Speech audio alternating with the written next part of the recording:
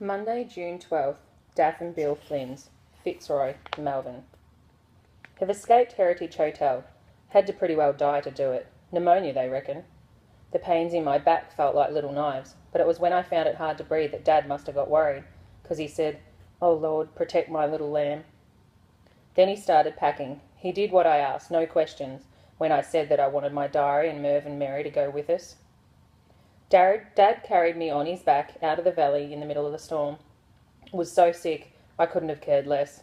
To get to the Flynns in Fitzroy, the old part of inner Melbourne, we had to catch a bus, a train and then a taxi. Getting out of the taxi and seeing Daff and Bill's terrace house felt good. Safe. My favourite bit is a little attic window 3 stories up. It looks like this tall, narrow castle. But it was seriously late and Bill went off his head a bit while Dad was standing dripping water on the doorstep. "You always choose moments like this when we can't turn you away," he said. "Bill might be small as a jockey, but he's got a loud voice." Dad said, "Just one night." He always says that, even if we end up staying weeks with someone. Daph's a head taller than her husband, Bill, and even though she's almost 60, she's strong and big like a footballer. "He's as sick as a dog," she said, and she lifted me out of Dad's arms, like I weighed nothing. I reckon when I'm old, what I'll remember about Daff is her fluffy cardigans and her smell of scent of violets. I know that's the name because she's always got a bottle of the stuff on her bathroom cabinet. Felt like I'd come home when she was carrying me through the house, leant my head on that soft cardigan and thought I'd die breathing in those violets. Daff got the doctor straight away. He gave me some injection and said I should go to hospital. I heard Dad arguing with everyone about danger and not letting me go to the hospital. He started swearing. He never swears usually. Dad won. The doctor left some tablets and a script. Daff's as good as a nurse anyway. Merv and Mary are out the back in the tool shed. Bill's put them in a cardboard box with a lid. He's divided the box with a cardboard wall down the middle. Bill says none of us could cope with babies anyway at this moment. I think they need a break from each other. They seem a bit calmer. Every day I spend a bit of time handling and watching them. It's funny how they clean themselves. They scratch behind their ears with their back legs. Dogs do that too. And they wash their faces with their front paws just like tiny hands. Tuesday, June 13th, Daff and Bill's. Been here almost 2 weeks now. Legs are wobbly, but Daff's cooking is pumping the energy back into me. Look out, world. I've always loved this place. Daff's lucky to have grown up here and stayed on living here after she married Bill. Daff says she had her nan and her mum and her dad here till they died of old age. It makes the house a real family castle. Dad's got the attic room. I'm in Frank's new room. Small but cosy. Since the last of Daff and Bill's 3 daughters got married, Frank got to choose a bedroom, seeing he's Daff and Bill's only son. Bill's a bit gruff, but he's fair. He said that as their boy is up in the bush doing his plumbing apprenticeship, I may as well have the sunniest bedroom, which is downstairs across the passage from the kitchen. The window looks out the back. I can see a stone courtyard with a big wooden fence and a gate going into the alley behind. The yard's not that big. There's a clothesline, and there's a tool shed where Merv and Mary are being kept in their box, and all over the place there are lots of Daff's pot plants. Right now there are white sheets flapping on the line like sails on boats. This room's awesome. Blue walls, polished floorboards, plenty of shelves with books and model cars, and a sound system with remote control. There's a pinboard for Frank's photos, karate and soccer certificates, and a very nice poster of Al. Me and Al go back a long way. Dad said that when I was about 5 I pointed to her in a magazine and asked if that was bloody Al. She's an old friend. I don't mind sharing the room with her.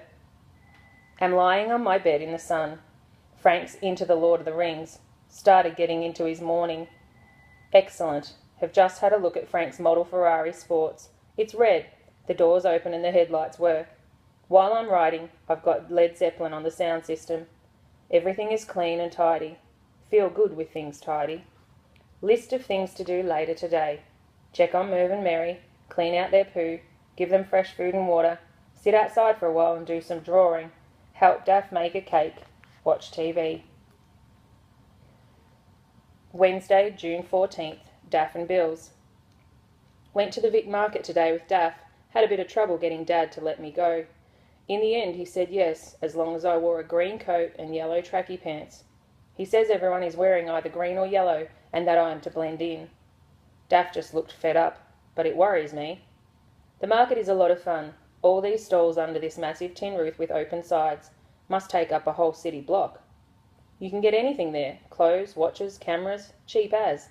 But the vegetable part's the best, loud and stinky and squashy. It's like an auction, all the stall owners yelling at you to buy their stuff. Bargain, lady!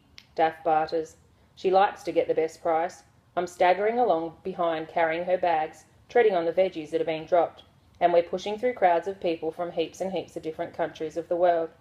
The really good thing about getting out was the way that Daff started talking about Mum. Never knew Daff and Bill went back so far. How before Mum married she was doing some music course and she and 2 other students rented out next doors to Daff's. Daff said that you could hear Mum practising her singing any time of the day or night. Daff was like a mother to her. Mum used to go with Daff to the Vic Market once a week, just the 2 of them. Was glad to hear her talking about Mum. And it was really good hearing about how Mum and Dad met at the Fitzroy Arms, where locals and students hang out. Daff and Bill still go there for a drink. And about Mum playing guitar and singing and Dad reciting poetry there, and Dad getting down on his knees in front of the whole pub to ask Mum to marry him, and everyone going wild and cheering. Daff said, "Your Mum was the best thing that ever happened to Michael. She kept him sensible." Have been wondering what Daff means when she said, "Mum kept Dad sensible." How come I can't keep him sensible? Thursday, June 15th, Daff and Bill's. Lorraine and Simone visited today. Daff, Lorraine, Simone, grandma, granddaughter, great-granddaughter. 3 generations of giant females. Lorraine looks extra ginormous with those twins inside her. Spoils the fun knowing already that they're a girl and a boy. Daff's excited though. That'll make 3 grandkids. I bet Simone will get jealous. 9 years is a big gap. Considering she uses me as a punching bag, I can't see Simone doing much baby rocking. Simone is seriously rough, and she's definitely going to be as big as Daff. Dad has always said I can't hit back, and that Simone will grow out of it. But I've known her since she was crawling, and even then she pulled my hair so hard, a tuft came out. Anyway, I can mostly handle Simone now. She likes my stories, especially when I make her the hero all the time. Soon as I saw Simone today, she runs up and says, "Punch or a story." But Dad made me go into his room until she and Lorraine left. Felt a fool sitting in there listening to Simone thumping round the house and asking everyone, "Why can't Pete come and play? We haven't seen him for a whole year." When I asked Dad why I couldn't even talk to Simone, Dad said, "It's best not too many people know where we are." It doesn't add up, but I can't upset Dad by saying this. What sort of danger is this when you can't even trust old friends? Friday, June 16th, Daff and Bill's. Dad's been watching the news each night like his life depends on it.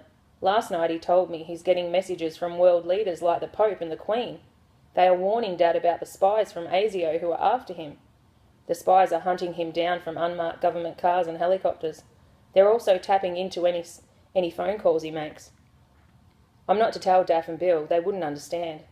How come I don't understand either? I look at the same programs as Dad and I can't see or hear any messages. But then Dad says the world leaders speak in code. Dad isn't dumb. He'd know, wouldn't he? Wish I could tell Daff, but I don't want her thinking badly of Dad. Daff and Bill have been good to both of us. Quiet day, really getting into the Lord of the Rings.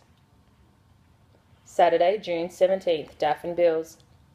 Every time I show my face in the kitchen, Daff feeds me. Good playing cricket with Bill. But playing out the back alley isn't as good as at Mackenzie's with Vic. If you play on the hard, wet sand at low tide, you can get a fantastic spin. And if you're fielding on soft sand, you can throw yourself at the ball and do these brilliant catches without worrying about how you fall. Last game we had, I caught Vic out and landed flat on my back at the same time. Daff and Bill are nice, but they've been arguing a lot with Dad. As long as I stay quiet and don't move, people carry on talking in front of me. It works extra well if they think I'm watching TV or reading. They forget I'm here. One of the main arguments is because Dad keeps telling Daff and Bill that he's getting guidance from the Bible. Daff reckons that opening the Bible at any place and sticking your finger on the page is not guidance, but pure folly. She says it's not a lucky dip, but it's like a driver's manual that one needs to carefully read. Daff's the religious one. Bill reckons any kind of religion is dangerous. Daff asked if learning how to love was dangerous. Not sure what Daff meant by that, but Bill walked out of the room saying that every time Dad was here it caused trouble. Thinking about that, he does end up falling out with most of the people we've stayed with. Glad I've got Frodo's adventures to get into. It's like Gollum's ring. It helps me vanish.